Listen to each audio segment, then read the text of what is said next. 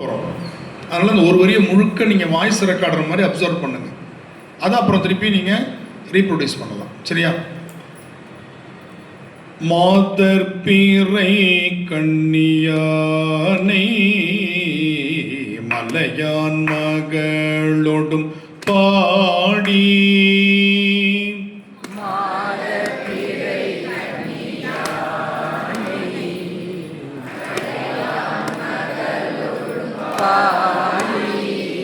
குரில் அந்த அளவு ஒலிச்சா போதும். நெடில் நீட்டினா தான் அந்த தாளம் முடியும்.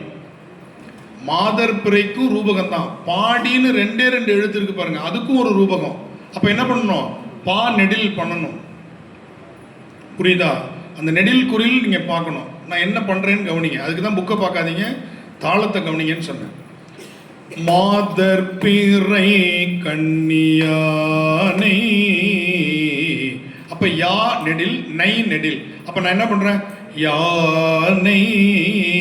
அந்த தாளம் முடிகிற வரையும் அந்த யா நெடிலையும் நை நெடிலையும் எலாபரேட் பண்ணிக்கிறேன். நெடிலுக்கு மட்டும் அந்த ஒரு வாய்ப்பு உண்டு பாட்டுக்கு. புரியுதா? குறிலுக்கு அந்த வாய்ப்பு கிடையாது. நெடில் குறில்னா புரியுதா நான் சொல்றது? அது நம்ம தெளிவா இருந்தா தான் பாட்டை ஒழுங்கா பாட முடியும். அப்ப இந்த தாளம் முடிகிற வரையும் நீங்க கவனிக்கணும். டக்கு டக்குன்னு பாடிடக்கூடாது. இப்ப திருப்பி கவனிச்சுட்டு பாடுங்க. மாதர் பிறை கண்ணியானை மலையான் மகளோடும் பாடி.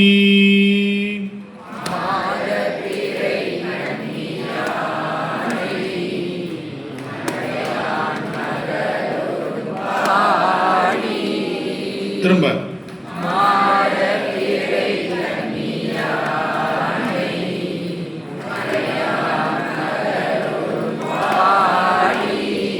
சூப்பர். இப்போ அப்படியே மேலே பாடுறோம். ரெண்டாவது லைன். போதோடு நீர் சுமந்தே தீ புகுவார் அவர் பின் புகுவேன்.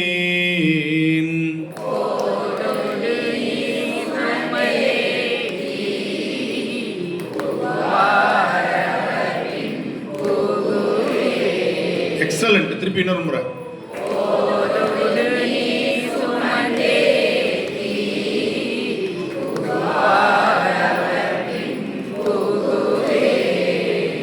யாதும் சுவடு படாமல் ஐயாரடைகின்ற போது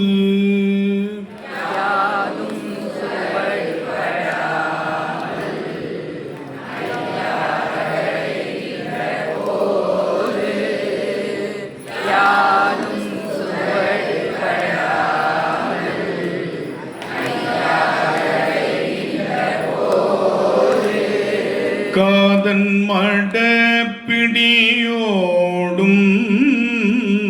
களிறு வருவன கண்டேன்.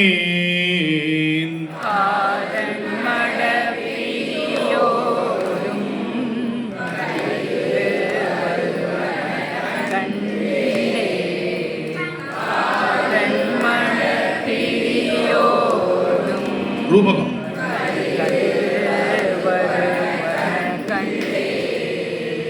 கண்டேன் அவர் திருப்பாதம்.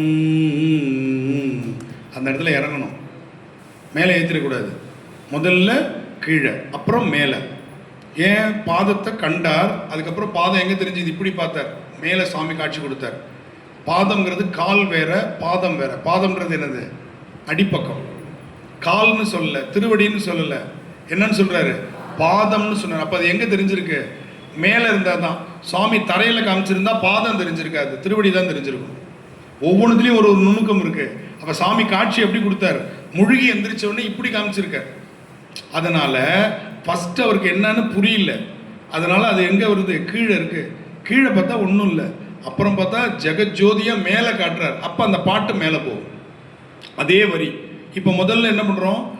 கண்டேன் அவர் திருப்பாதம் கண்டறியாதன கண்டேன்.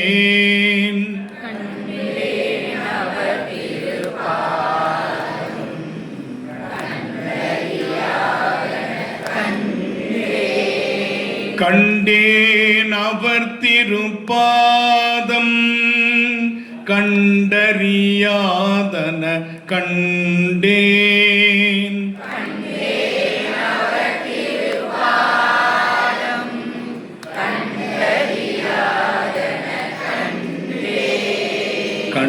கண்டறியாதன கண்டேன் பாதம் கண்டறியாதன கண்டேன்.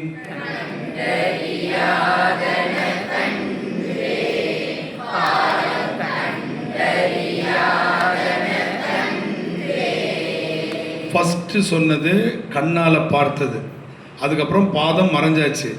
இப்போ சொன்னது மனசுக்குள்ள பார்த்ததை நினைச்சு பார்க்குறார். அது எப்படி வரும்? கண்டறியாதன கண்டேன் பாதம் கண்டறியாதன கண்டேன். இப்போ தெரிஞ்சது அவருடைய உள்ளத்தில். விசிபிளாக ஒன்று பார்த்துட்டு அது மறைஞ்சதுக்கு அப்புறம் அதை அனுபவிக்கிறது இருக்கு பாருங்க, அது அந்த உணர்வை நம்ம அந்த பாட்டில் கொண்டு வரோம். இதுதான் அதனுடைய கருத்து. புரியுதா? இது மாதிரி நம்ம பாடணும்.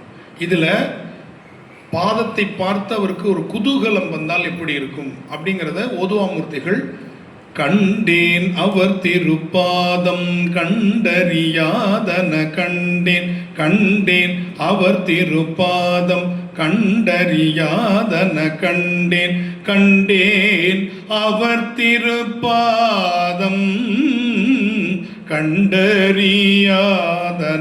கண்டேன், கண்டறியாதன கண்டேன் பாதம் கண்டறியாதன கண்டேன். இந்த கண்டறியாதன கண்டேன்றதை கடைசியாக வச்சுக்கிட்டு நடுவில் 2 தடவை என்ன பண்ணுவாங்க? கண்டேன் அவர் திருப்பாதம். அப்படி பார்த்த ஒரு ஆனந்தம், அந்த ஆனந்தத்தில் துள்ளுவோம்ல நம்ம, அந்த துள்ளல். அதுக்கப்புறம் சுவாமியினுடைய பாதம் காட்சி கொடுத்துட்டு மறைஞ்சதுக்கப்புறம் மனசில் நினச்சி சொல்கிறது தான் அந்த உணர்வு. இவ்வளவுதான். இப்படியாக நாம் இதை அனுபவிக்கணும். அதனால் நம்ம குழுவாக பாடும் பொழுது பாராயண முறையில் மாதர் பிறை கண்ணியானே மலையான் மகளோடு பாடி இப்படி பாடினோம். பண் மாத்தலை அதே பண் தான். ஆனால் குழுவாக பாடும்போது இதுதான். ஏன்? ஒவ்வொருத்தருடைய அனுபவம் ஒரு மாதிரி இருக்கும்.